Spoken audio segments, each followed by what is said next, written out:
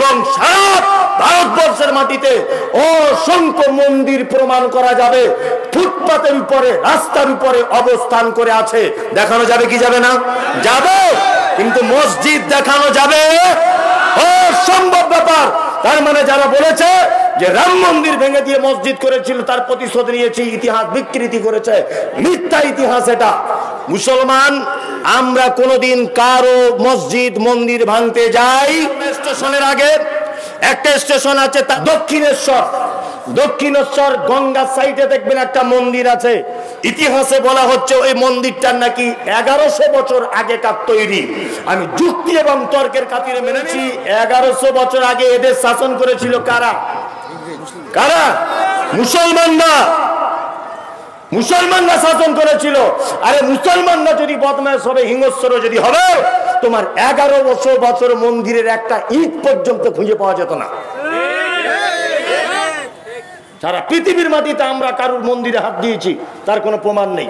তোমরা অজস্র মসজিদে আজান বন্ধ করেছ, তার অনেক প্রমাণ রয়েছে। এইবার একটা কথা বলছি, বলুন তো রুজির মালিক কে? রুজির মালিক কে? বুঝে শুনে কথা বলবেন। আল্লাহ, তাই তো? এবার বলুন তো আল্লাহ নবী সাল্লাল্লাহু আলাইহি ওয়াসাল্লাম কখনো কখনো না খেয়ে থাকতেন কি থাকতেন না? আল্লাহ নবী সবথেকে তো প্রিয় লোক আল্লাহর কাছে, তারপরে নবী না খেয়ে থাকতেন কেন? আশ্চর্য ব্যাপার নয়? হ্যাঁ, আল্লাহ রুজির মালিক, আল্লাহর কাছে পৃথিবীতে যত সৃষ্টি সব থেকে প্রিয় কে? মুহাম্মদ সাল্লাল্লাহু আলাইহি ওয়াসাল্লাম। তাহলে ওই লোকটা 2 দিন 3 দিন খেতে পেত না, কারণ কি? কারণ কি? তার একটা মারাত্মক কারণ হচ্ছে এই দুটি কারণ। এক, আফ্রিকাতে অনেক মানুষ না খেয়ে মারা যাচ্ছে, যাচ্ছে না? মায়ানমারে অনেক মানুষ না খেয়ে মারা যাচ্ছে, যাচ্ছে না? যাচ্ছে। তাহলে রুজির মালিক যদি আল্লাহ হবে, তা মায়ানমারকে কেন আল্লাহ রুজি দিচ্ছে না? দুটি মাত্র দিক। এক, আল্লাহ তাআলা বিভিন্ন রকমের রুজির অভাব অনটন দিয়ে সব রকম ভাবে পরীক্ষা করবে। এক। দুই নম্বর হচ্ছে এই যে রুজি আল্লাহ মালিক, কিন্তু পৃথিবীর ডিপার্টমেন্টটা বেঈমানদের হাতে চলে গেছে। এই বন্টনের ডিপার্টমেন্টটা, আল্লাহ নবী সাল্লাল্লাহু আলাইহি ওয়াসাল্লাম নবী ছিলেন, কিন্তু তখনকার রুজির ডিপার্টমেন্ট করা হয়েছিল কে? আবু জেহেল, আবু লাহাব, উতবা, সাইবা, বেঈমানদের হাতে ছিল তালা চাবি। এই জন্য নবীজি খেতে পাননি। এক। আর আল্লাহ পরীক্ষা করেছেন। 2। বর্তমান অবস্থা তাই, আল্লাহ আমাদের পরীক্ষা করছে। এক। আর 2, আমাদের বর্তমান রুজি রুটি সরকারি ব্যবস্থাপনা সব বেঈমানদের হাতে চলে গেছে। গেছে কি যায়নি? না, ইমানদারও আছে অবশ্য, সবাই যে বেঈমান ওটা বলছি না, ইমানদার লোক আছে এই দায়িত্বের ভিতরে। তবে এই ইমানদারদের আবার মানে সাংঘাতিক পাওয়ার, এত পাওয়ার যে উমরা হজ করে তার 3 দিন পরে কালী পুজোর ফিতে কেটে উদ্বোধন করছে। আশ্চর্য মলম, কি আশ্চর্য ব্যাপার। ভোট করার আগে মাথায় ঘোমটা দিয়ে বলছে আসসালামু আলাইকুম। ওয়ালাইকুম আসসালাম।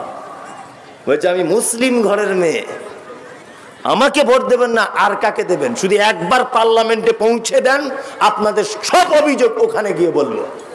ভোটে জিতে গেল, পরের দিন দেখছি একটা ছেলেকে বিয়ে করেছে, মুসলিম নয়। আবার কদিন পরে শুনছি সোশ্যাল মিডিয়া, সত্য মিথ্যা জানি না, যে ছেলে হয়েছে, ছেলের বাপ খুঁজে পাচ্ছে না। মারাত্মক মুসলমান আর কি, হাই পাওয়ারের। কি বলছি বুঝতে পারছেন না? হাই পাওয়ারের মুসলমান। আল্লাহু আকবার। তার মানে আমাদের রুজির অভাব, আমাদের যত রকমের কোন টাচা করে রাখা হয়েছে, আমরা কিন্তু খারাপ নয়, আমাদেরকে মিডিয়ার মাধ্যমে খারাপ করে দেওয়া হচ্ছে। আমরা আমাদের জায়গায় ঠিক আছি, ঠিক নেই? ঠিক। আমরা কত ভালো, আপনাকে একটা কথা বলছি, সারা ভারতবর্ষের ইতিহাস কলঙ্কিত, সারা পৃথিবীর মানদণ্ডে আজকে ইতিহাস কলঙ্কিত, যে ভারতবর্ষের মাটিতে বাবরি মসজিদ বলে একটা মসজিদ ছিল, সে মসজিদটা ভেঙে দেওয়া হয়েছে। হয়েছে না? সারা পৃথিবীতে কলঙ্কিত না? কলঙ্কিত। আমি কলকাতাতে এই নিয়ে অনেক বক্তব্য রেখেছি, অনেক প্রতিবাদ করেছিলাম। কলকাতাতেও রানী রাসমণি রোডেও অনেক বক্তব্য রেখেছি। আমি বলেছিলাম যে বাবরি মসজিদ ভেঙে দেওয়া হলো কেন? তা বলছে ওখানে রামের জন্ম হয়েছিল। মুসলমানরা এত বদমাশ, মুসলমানরা রামের মন্দির ভেঙে মসজিদ করেছিল, ওই জন্য তার প্রতিশোধ নিয়েছি। আল্লাহ। আমি বললাম তাহলে রামের জন্ম হয়েছিল ওখানে? বলছে হ্যাঁ। আমি একটা কথার উত্তর দেন তো ডাক্তারবাবু, আপনাকে কথাটা উত্তর দেন। হিন্দু মুসলিম আপনার যেই হোক, মেয়ের পেটে বাচ্চা, হিন্দু মেয়ের হোক বা মুসলিম মেয়ের হোক, আচ্ছা কোন হিন্দু মেয়ে তার বাচ্চা হওয়ার টাইম হলে মন্দিরে যাবে না হসপিটালে যাবে? তা আমি ওনাকে বললাম যে রামের মায়ের আর অন্য কাজ ছিল না, মন্দিরের ভিতরেই জন্ম দিতে হলো বাচ্চা, আর অন্য জায়গায় দেখতে পাইনি। আচ্ছা এটা না হয় মেনে নিলাম। নাম্বার 2, সারা পৃথিবীর ইতিহাসে যত মনীষীদের জন্ম হয়েছে প্রত্যেক মনীষীদের জন্ম মৃত্যুর ডেট খুঁজে পাওয়া যায়, যায় না? যাওয়া যায় কি যায় না? যায়। তা আমি বললাম ডাক্তার বাবু, ডাক্তার রাধেশ্যাম ওনার নাম, বললাম ডাক্তার বাবু তার রামের জন্ম হয়েছে মন্দিরের ভিতরে, এটা ইতিহাস খুঁজে পাওয়া গেল, রাম মরে গেছে কোথায় কই পৃথিবীর কোনো চটি বইয়েও লেখা নেই। তখন বলছে ওরে ভগবান কোনোদিন মরে? আচ্ছা ভগবানের যখন এতই পাওয়ার, মায়ের পেটে ছিল কেন? ও তো একা একা আসার কথা। এগুলো রণকৌশল ছাড়া আর কিছু নয়, আর কিচ্ছু নয়। আমি মুমতাজুল ইসলাম আপনাকে একদম ব্যর্থহীন ভাষাতে একটা কথা বলে রেখে যাচ্ছি, খুব ভালো করে শুনে রেখে দেন। এই ইতিহাস আপনি সহজে শুনতে পাবেন না, একদমই সহজে পাবেন না। আমি জায়গা ভুলিনি, রুজির মালিক আল্লাহ, ওটা বলতে বলতে এসেছি। আপনাকে বোঝানোর জন্য কয়েকটা কথা বলার প্রয়োজন মনে করছি। বলবো না ছেড়ে দিব? বলে দিই, এগুলো দেশীয় ইতিহাস, বলবো তো বলে দিই, শুনে রেখে দেন। এবারে যে কথা বলছিলাম সেটা হচ্ছে এই, আমি মুমতাজুল ইসলাম, খুব বুঝে শুনে উত্তরটা দেবেন। আমি মুমতাজুল ইসলাম একজন বড় বক্তা, ধরে নেন। আমি কোটি কোটি কোটি কোটি টাকার মালিক, ধরে নেন। আমি একজন বড় আলেম, ধরে নেন। আপনাদের এই রঘুনাথপুর গ্রামে এসেছি, এসে বোঝানোর জন্য বলছি, এই ভাইয়ের মেয়েকে আমি বিয়ে করেছি, ধরে নেন। ঘর জামাই আছি, আমরা শ্বশুর জামাই। তা ঘর জামাই থাকতে থাকতে গ্রামের লোক আমাকে খুব ভালোবাসে, খুব খুব ভালোবাসে। আমি গ্রামে একটা মসজিদ করেছি, মসজিদটা আমার হোসেন ভাইয়ের জায়গা। তা আমার টাকা পয়সার ক্ষমতা, পাটিলাটির ক্ষমতা ছিল বলে হোসেনের জায়গাটা দখল করে মসজিদটা করেছি জোর করে। ও দিতে চাইনি, জোর করে করেছি। আগামী জুম্মাতে মসজিদ উদ্বোধন হবে। কে কে নামাজ পড়তে যাবেন আর কে কে যাবেন না হাত তুলুন তো। কেউ যাবেন? যাবেন না তো? কারণ কি? নামাজ হবে না জবরদখল করা বলে।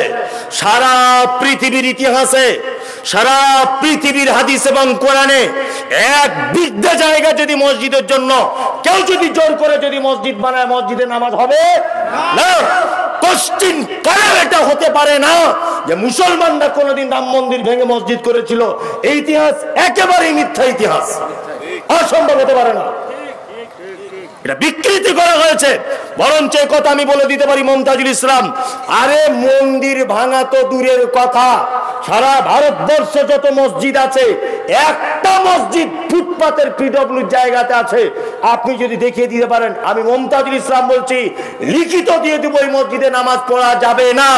শুনুন, সারা ভারতবর্ষের মাটিতে রায়গঞ্জ থেকে শুরু করে কলকাতা পর্যন্ত NH-34 এবং সারা ভারতবর্ষের মাটিতে অসংখ্য মন্দির প্রমাণ করা যাবে ফুটপাতের উপরে, রাস্তার উপরে অবস্থান করে আছে। দেখানো যাবে কি যাবে না? যাবে। কিন্তু মসজিদ দেখানো যাবে অসম্ভব ব্যাপার। তার মানে যারা বলেছে যে রাম মন্দির ভেঙে দিয়ে মসজিদ করেছিল তার প্রতিশোধ নিয়েছি, ইতিহাস বিকৃতি করেছে, মিথ্যা ইতিহাস এটা। মুসলমান আমরা কোনোদিন কারো মসজিদ মন্দির ভাঙতে যাই না। তার জ্বলন্ত প্রমাণ এদেশের মাটিতে 750 বছর, 1000 বছর এদেশ আমরা শাসন করেছি, 1000 বছর। যারা কলকাতা যান, শিয়ালদা স্টেশনের আগে একটা স্টেশন আছে, তার নাম দক্ষিণেশ্বর। গঙ্গার সাইডে দেখবেন একটা মন্দির আছে। ইতিহাসে বলা হচ্ছে ওই মন্দিরটার নাকি 1100 বছর আগেকার তৈরি। আমি যুক্তি এবং তর্কের খাতিরে মেনে নিলাম যে 1100 বছর আগেই মন্দির তৈরি হয়েছে। এই ইতিহাস ঠিক, ধরে নেন, যুক্তি এবং তর্কের খাতিরে। আমরা বলছি 1100 বছর আগে এদের শাসন করেছিল কারা? মুসলমানরা শাসন করেছিল। আরে মুসলমানরা যদি বদমাশ হবে, হিংস্র যদি হবে, তোমার 1100 বছর মন্দিরের একটা ইট পর্যন্ত খুঁজে পাওয়া যেত না। সারা পৃথিবীর মাটিতে আমরা কারুর মন্দিরে হাত দিয়েছি তার কোনো প্রমাণ নেই। তোমরা অজস্র মসজিদে আজান বন্ধ করেছ, তার অনেক প্রমাণ রয়েছে। মুসলমানদের উপরে কেমন চাপ দেওয়া হচ্ছে আপনারা বুঝতে পারছেন না। আমাদের দেশে একটা লোক ছিল, লোকটার নাম ডাক্তার জাকির নায়েক, লোকটাকে তাড়িয়ে দেওয়া হয়েছে, হয়েছে না? হয়েছে। এটা আপনারা জানেন যে পাঞ্জাব ন্যাশনাল ব্যাংকের 1000 কোটি টাকা চুরি করেছে নীরব মোদী। 1000 কোটি টাকা চোর, দেশ থেকে চলে গেল। অমিত শাহকে সম্মিলনে জিজ্ঞাসা করা হচ্ছে যে অমিত বাবু, নীরব মোদীকে দেশে ফেরানোর ব্যাপারে আপনার মতামত কি? অমিত বাবু তখন বলছে আরো যদি 1000 কোটি টাকা খরচা করতে হয় তো হবে, দেশের নাগরিক দেশেই ফেরত আসুক। চুরি করেছে আর কি করা যাবে? ভালো করে বুঝবেন, নদিয়া জেলার কৃষ্ণনগর বলে একটা জায়গা আছে, ওখানে একটা বৃদ্ধাশ্রমে 72 বছর একটা মেয়েকে ধর্ষণ করা হয়েছে। 13 জন মিলে যুবক ধর্ষণ করা হয়েছে। আপনারা জানেন কিছুদিন আগে কেদারনাথ মন্দিরে 13 বছরের একটা নাবালিকাকে ধর্ষণ করা হয়েছে। এটা আপনারা জানেন খুব ভালো করে, খুব ভালো টনটনে আপনাদের জ্ঞান আছে যে আমাদের ভারতবর্ষের প্রধানমন্ত্রীকে গুলি করে মারা হয়েছিল। জানেন এটা? জানেন? আচ্ছা, এই সমস্ত যত লোকের নাম বললাম, এরা ভালো লোক না ক্রিমিনাল, বদমাশ লোক, তাই না? এই বদমাশ লোকগুলো দেশে থাকতে পাবে, আর ডাক্তার জাকির নায়েক দেশ ছেড়ে চলে যেতে হবে, থাকা যাবে না। কারণ কি? এই আশ্চর্য ব্যাপার, জাকির নায়েক কি চুরি করেছে? কারুর মেয়েকে নিয়ে পালিয়েছে? কারুর জমি দখল করেছে? তাহলে কেন লোকটাকে দেশ ছেড়ে তাড়িয়ে দেওয়া হলো? ঘটনা ওইসব কিছু নাই, এর পিছনে একটা মারাত্মক ঘটনা। এই 2024 সালে যারা হিন্দু রাষ্ট্র ঘোষণা করবে বলে আজ থেকে 10 বছর ধরে চিল্লাচ্ছে, আপনার টিভি দেখেন তো? দেখেন তো? আমিও দেখি। যদি বলছেন আপনিও দেখেন, হ্যাঁ আমিও দেখি, মোবাইলে দেখি, অনেক কিছু দেখি। তা ওই টিভিতে দেখবেন এনিম্যাল প্ল্যান বলে একটা চ্যানেল আছে, নাই? কি দেখায় ওখানে? হাতি, ঘোড়া, বাঘ, ভাল্লুক এসব দেখায় না? দেখায়। আচ্ছা বলুন তো, বাঘ কিসের মাংস খেতে ভালোবাসে? হরিণের। জঙ্গলে গরু আছে, মহিষ আছে, অন্যান্য সব প্রাণী আছে, বাঘ সবারই মাংস খায়, কিন্তু দেখবেন হরিণ পেলেও ছাড়বে না, তাই না? সবার মাংস খায় কিন্তু হরিণের প্রতি টার্গেট বেশি, তাই না? হ্যাঁ, আমাদের দেশের সরকারের অবস্থা ঠিক এই রকম। এদেশে হিন্দু, মুসলিম, ইহুদি, খ্রিস্টান, হাড়ি, চুয়ার, চামার, বুদ্ধ, সুতর, মেতর, হানাফি, সাফি, মালিকি, দেওবন্দি, জামাত ইসলামী, পাথর চাপড়ি, গুটিয়াবি, আজমিরি, কাশ্মীরি সবাই বসবাস করবে, প্রত্যেক কাস্টের লোক, কোনো অসুবিধা নাই। তবে অসুবিধা একটা, মুসলমান তোমরা থাকতে পারবে না, এনআরসি করে ঢুকিয়ে দেবো। কারণ ও বুঝতে পেরে গেছে যে এদের কাছে একটা দামি মাল আছে। কি বলছি বুঝতে পারছেন না? বাঘ জানে যে গরুর গোস্ত খায়, ও সবার গোস্ত খায়, কিন্তু হরিণের প্রতি টার্গেট কেন? ও জানে হরিণের মাংস খুব টেস্টফুল। আমাদের সরকার তেমন ভেবেছে যে মুসলমানদের কাছে কিছু দামি মাল আছে, এই জন্য এদেরকে দেশ ছাড়া করে ডিটেনশন ক্যাম্পে ভরে দিতে হবে। দামি মালের একটা দৃষ্টান্ত ডাক্তার জাকির নায়েক। এই পর্যন্ত মোটামুটি 9.5 লক্ষ মানুষ তার হাতে ইসলাম গ্রহণ করেছে। আমেরিকার মাটিতে যেখানে মসজিদে আজান হতো না, বেশ্যাখানাতে মেয়েরা ড্যান্স করত, যে সমস্ত মেয়েরা রাতের বেলা তার বাপের কাছে থাকতো, মা তার বেটার কাছে রাত্রি যাপন করত, তারা আজকে বোরকা পরে ঘুরছে। সাক্ষাৎকারে জিজ্ঞাসা করা হচ্ছে এত বড় পরিবর্তন কিসের? নাট্যকিরা বলছে ডাক্তার জাকির নায়েকের বক্তব্য শুনে আমরা বোরকা পরে ঘুরছি। আজকে সরকার বুঝতে পেরেছে যে এই লোকটাকে যদি দেশে রাখা হয়, হিন্দু রাষ্ট্র যে ঘোষণা করব বলছি ওটা তো হবেই না, বরঞ্চ আমাকেও দাঁড়িয়ে আর টুপি পরে তসবি করে ঘুরতে হবে এর পাল্লায় পড়ে গেলে। ওই জন্য দেখছি আগে ভাগে একে তাড়িয়ে দেয়। কি বলছি বুঝতে পারছেন না? শুধু বলছে এদেরকে তাড়িয়ে দেওয়া হবে। আবার শুনছি গোপনে গোপনে এমপিআর চালু হয়েছে, ডিটেনশন ক্যাম্প নাকি আবার শুরু হয়েছে নতুন করে, গোপনে গোপনে হচ্ছে না। আর শুধু বলছে দেশ থেকে তাড়িয়ে দেওয়া হবে। কেন দেশ থেকে? দেশ তো তোমার বাপের নয়, দেশ তো তোমার বাপের নাকি? কার দেশ এটা? আল্লাহু আকবার। আমরা দেশের জন্য কি করিনি মুসলমানরা? কি করিনি সেটা আগে বলো, যে এই জিনিসটা তোমাদের আমাদের দেশের, এই জন্য তোমাদেরকে বার করে দিব। সারা পৃথিবীর ইতিহাস আপনি যদি খুঁজে দেখেন, পৃথিবীর বাদ দেন, ভারতবর্ষের ইতিহাস যারা শিক্ষিত মানুষ আছেন আপনারা জানেন যে সারা ভারতবর্ষের মাটিতে সর্বপ্রথম যখন ইংরেজ বিরোধী আন্দোলন চালু করা হয়েছিল, ইংরেজরা তখন দিল্লির চাঁদনী চক থেকে গোয়েন্দা বিভাগ পাঠিয়েছিল ভারতে, যাও তো আমাদেরকে ভারত থেকে বার করে দেওয়ার জন্য কারা সব থেকে বেশি উঠে পেরে লেগেছে। তখন গোয়েন্দা বিভাগরা রিপোর্ট পেশ করলো, সর্বপ্রথম আপনাদের পিছনে লেগেছে মৌলভী সাহেবরা, দাড়ি টুপিওয়ালারা। ব্রিটিশদেরকে তাড়াবার জন্য এক রাত্রিতে 40,000 আমরা আলেমরা গলা কেটে দিয়েছি। 40,000। ইতিহাস বলে দিল্লির খায়বার থেকে দিল্লির চাঁদনী চক পর্যন্ত এমন একটা গাছ ছিল না যে গাছে মুসলমানদের মৌলভী সাহেবদের মেরে লাশ টাঙিয়ে দেওয়া হয়নি। এত অবদান এক রাত্রিতে 40,000। কি দিতে পারিনি আমরা সারা ভারতবর্ষে? সিনেমা দিতে পারেনি, আমরা নায়ক দিতে পারেনি। মুসলমান কি হিন্দু, মুসলমান ইমান আছে কি জানি না, পরেশগার কি জানি না, নামধারী তো মুসলমান। সিনেমা জগৎ চালানোর জন্য আমরা সালমান খানকে দিয়েছি, পাঠান করার জন্য শাহরুখ খানকে দিয়েছি, ফেমাস করে দিয়েছে। হ্যাঁ, কি দিতে পারেনি? আমরা টোটাল খান পরিবারকে সিনেমার জন্য দিয়েছি।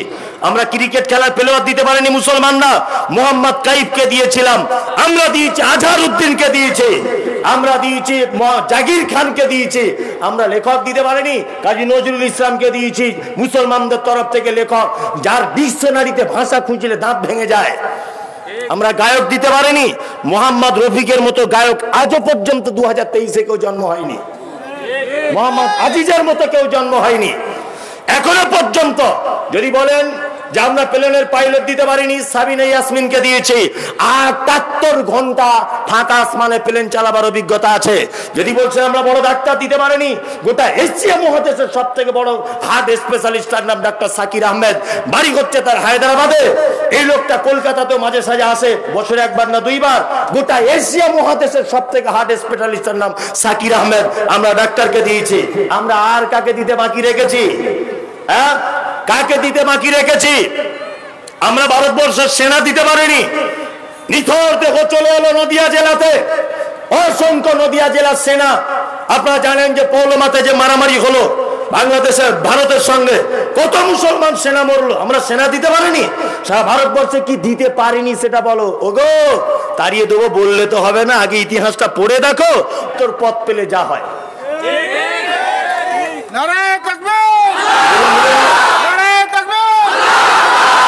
দায়িত্বর পথ পেলে যা হয়, ও তো ইতিহাসই পড়তে জানে না, ও তো ইতিহাসই জানে না সারা ভারতবর্ষের। আল্লাহু আকবার। কিছুদিন আগে আমাদের মমতা ব্যানার্জি সরকার, আমি ওনার রাজ্যে বসবাস করি, উনি একটা বিল পাস করেছিলেন ইমাম সাহেবদের 2,500 টাকা করে ভাতা। শুনেছেন না? অনেক জায়গায় মসজিদে ইমামরা পাচ্ছে। যখনই ভাতা উল্লেখ করেছে তখনই কলকাতা হাইকোর্টে মামলা করে দেওয়া হলো। বিজেপি করেছে, ওই করেছে, তাই করেছে, সব দল মামলা করে দিল। বলছে কেন মুসলমান ইমাম সাহেবরা শুধু পাবে, হিন্দু কেন পাবে না? তা তোমার বাপের টাকা আছে, তুমি পাবে?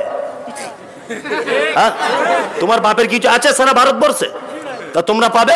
সারা ভারতবর্ষ তো মুসলমানদের, তোমার আছে কি? তুমি ভাতা যে দাবি করছো, আছে কি তোমার? আমি সেদিন থেকে বই টই পড়া স্টাডি করলাম, আপনাদের দুয়াতে প্রচুর পড়াশুনো করি, স্টাডি করি। জানি না আল্লাহ কতটা জ্ঞান বুদ্ধি আরো আগামী দিনে দেবে, এটা আমার জানা নেই।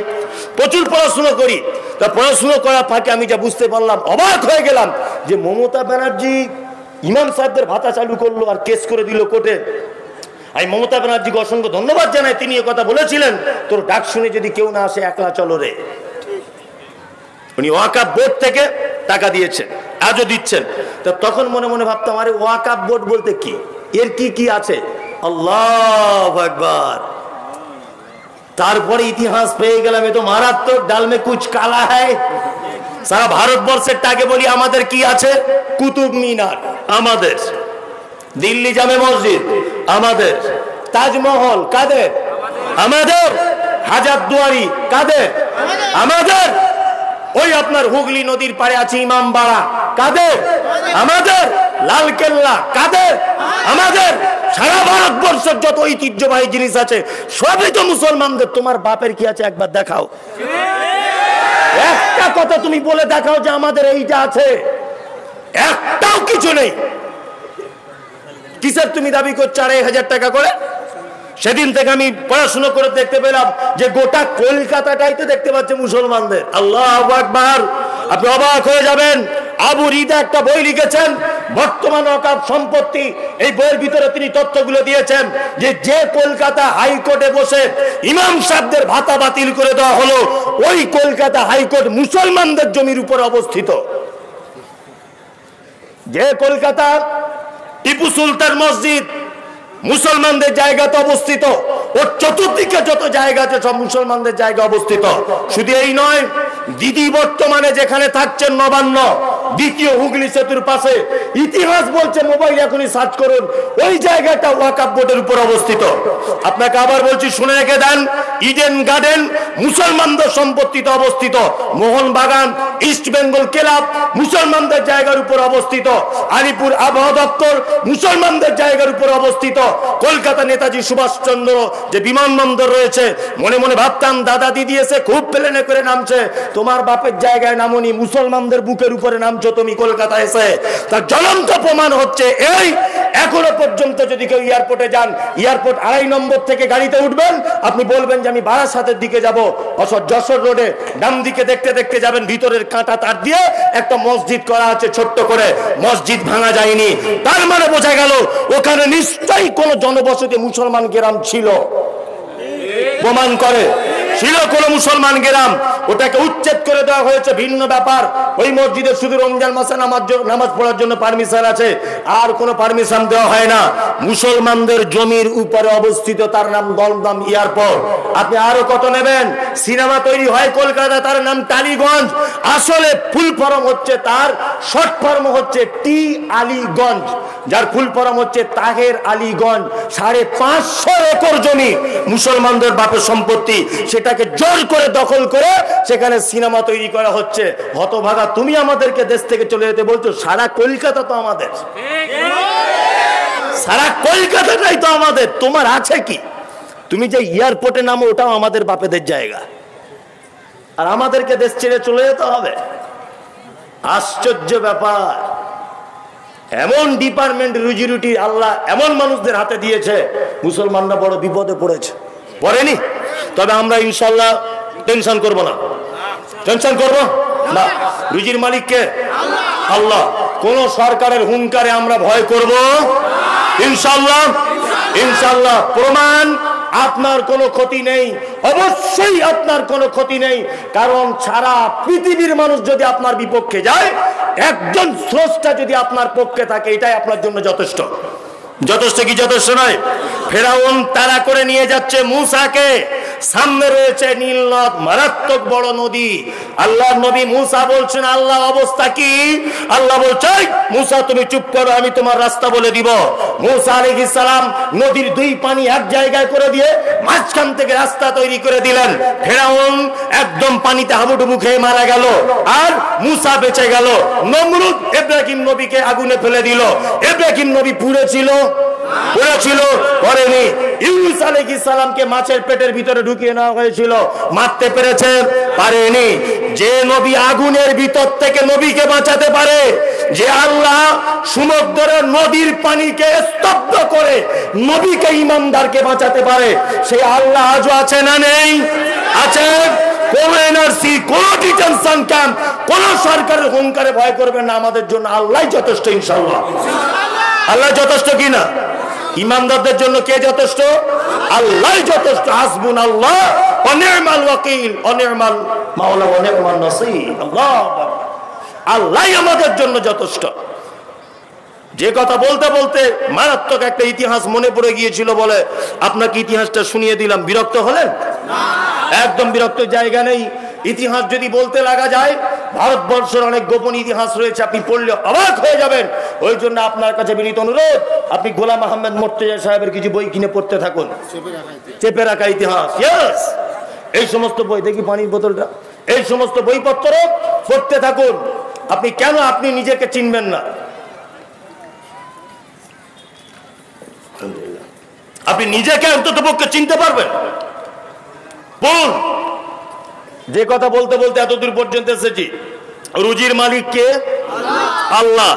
রুজির মালিক আল্লাহ হবার পরে মায়ানমারের মুসলমানরা না খেয়ে মারা যাচ্ছে, আফ্রিকার মুসলমানরা না খেয়ে মারা যাচ্ছে। তার একটা কারণ হচ্ছে এই যে রুজির বন্টন ব্যবস্থাটা অন্য লোকেদের হাতে দিয়ে দিয়েছে। এক। আর দুই, আল্লাহ আপনাকে পরীক্ষা করছেন। এই দুটো মাত্র কারণ। দুটো কারণ তো? দুটো কারণ। চলুন, আল্লাহ তাআলা বলছেন, খবরদার মিসকিনদের খাদ্যদানে উৎসাহিত করবে। অনেক মানুষ আছে, এটা আমি অনেক জায়গাতে বলি, যে লকডাউনে কাকে একটা গরিব মানুষ একটা চাদর দিয়েছিল, ওটা আবার দেখছি ক্যাক করে ক্যামেরা করে ফেসবুকে ছেড়ে দিচ্ছে না? ওই ফেসবুকে ছাড়াটা যদি আপনার রিয়া হয়, অর্থাৎ লোক দেখানো হয়, তা ওই কারণে আপনি জাহান্নাম চলে যাবেন। যদি বলছেন এই সূক্ষ্ম ব্যাপারে জাহান্নাম, ইয়েস, আল্লাহ রাসূল বলেছেন লোক দেখানো আমল হলে ও রিয়া, ওটার নাম কি? রিয়া। আর রিয়াকারী স্থান কোথায়? জাহান্নাম। অনেক জায়গাতে দেখেছি জলসায় কেউ 500 টাকা দান করেছে, তা বারবার এসে সাইডে বলছে, মনীষা আমার নামটা বাদ দিলেন, আমার নামটা বাদ দিলেন। তোমার নাম বললে কি তুমি স্বর্গে চলে যাবে? হ্যাঁ, নাম নাই বা বললো, ক্ষতি কি আছে? নাম নাই বা বললো, আল্লাহ তো জানে আমি কোথায় দিচ্ছি টাকাটা। এটা যদি আপনার উদ্দেশ্য হয় যে আমি নামটা বলবে, কি তৃপ্তি, 5000 দিয়েছি, বিশাল ব্যাপার, ও নেকি নেই, বরঞ্চ ওই 5000-এর বিনিময়ে আপনার কিয়ামতের মাঠে খাতরা হয়ে যাবে। তবে হ্যাঁ, কোরআনের শব্দ এসেছে সিররাম ওয়া আলানিয়া, গোপনেও দান করা যায়, প্রকাশ্যও করা যায়, ওটা ভিন্ন ব্যাপার।